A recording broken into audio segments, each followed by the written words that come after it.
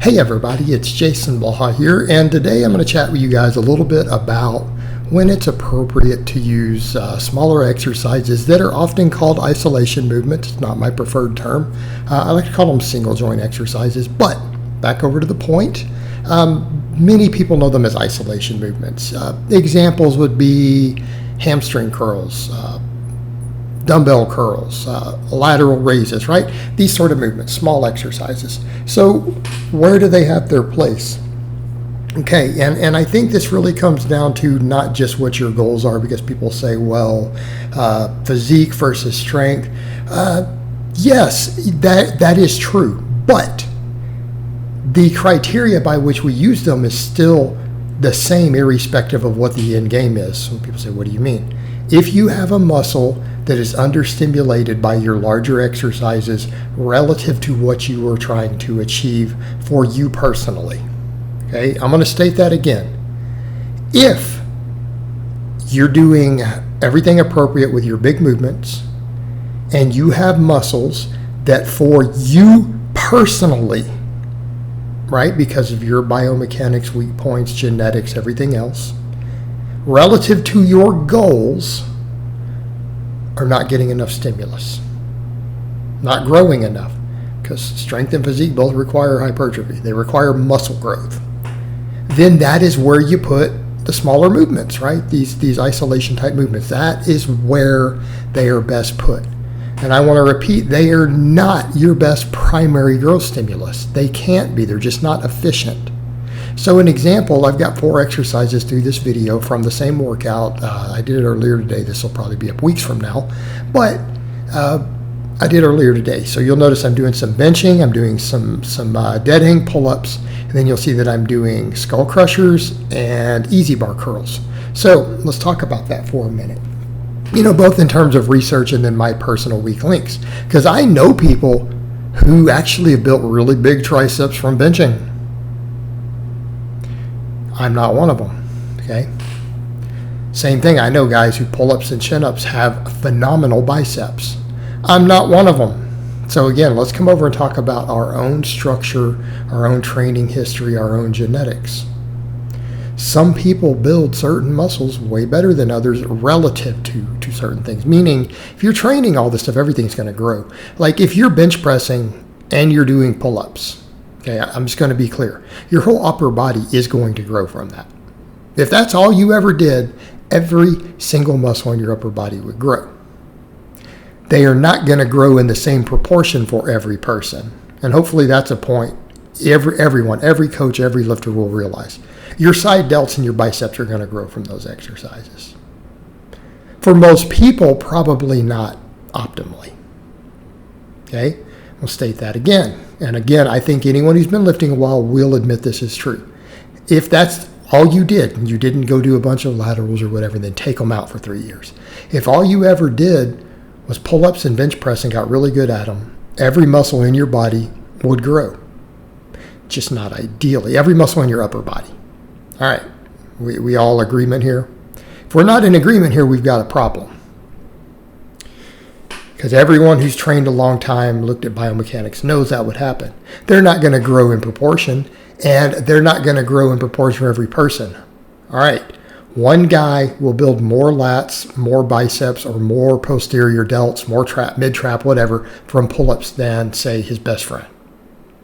We have different limb lengths, insertions, a lot going on there. Same thing with the bench. Things like tricep to pec ratios will vary from person to person. I don't do any single joint stuff for my chest. I don't feel the need for it. I don't think I need to. I think it's a waste of time for me. I better do it for my arms. And I've always had to. Always had to. I can just bench in a way that makes my chest grow faster, which is what I've switched over to now. Then I can just focus on arms. Right? Very simple. All right, but then we look at data. So you look at some of the studies. Well, what about benching? Benching doesn't build all the heads of the tricep evenly, does it? Tends to build the lateral head the most effectively, the long head the least effectively, medial head somewhere probably in between. Right? Well, that big old long head is where you get that horseshoe. Notice mine not particularly good. You guys have seen me do 335 for reps before on the pause bench. Repping it. At my biggest and heaviest earlier this year.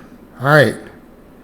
You guys have seen me close grip 365. My long head's still, So why am I doing extensions? We know biomechanics and research into muscle growth shows, guess what? It grows the long head better. Grows the lateral head less than a bench press. In that one down near the elbow, the outside. Grows the long head, that top half of the tricep. It grows it more effectively than the bench. Well, makes a lot of sense. Maybe then I should be training it with that movement. I should be doing some skull crushers. Not a bad idea. See, do you see how this works, guys? You see where we're going? Pretty good idea. All right, curls. Let's talk about this. All right, you see me here doing a long range of motion, doing all the way down. Notice I lean forward on these curls. I want to be clear. I'm getting a stretch at the bottom. That's where the most growth occurs. You know what? I'm getting a whole lot of contraction up on those, on the pull-ups, on the rows, everything else. That stretch position, really moneymaker.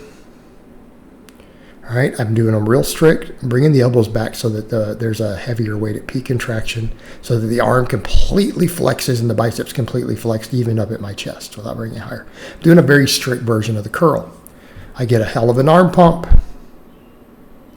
All right, pull-ups, incidentally. People notice my back.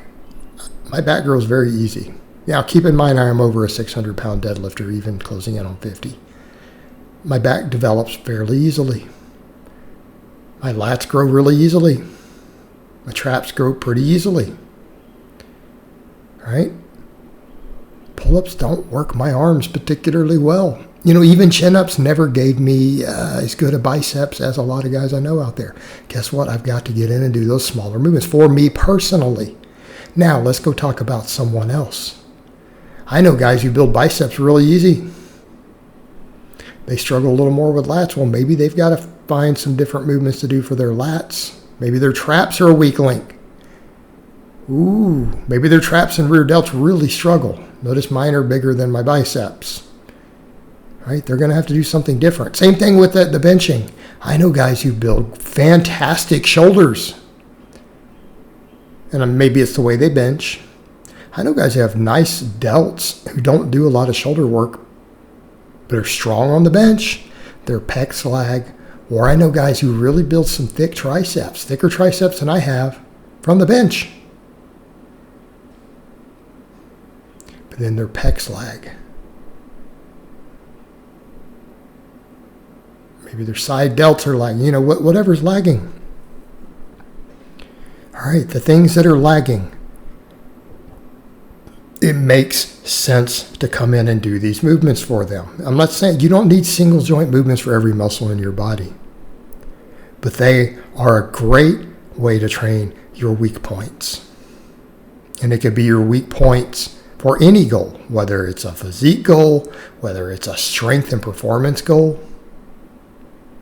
All right, it makes sense to come in and do a little bit of it within your ability to recover. All right, guys, but that's really all I have to say on that today. I hope it's been informative, and I'll talk to you guys next time.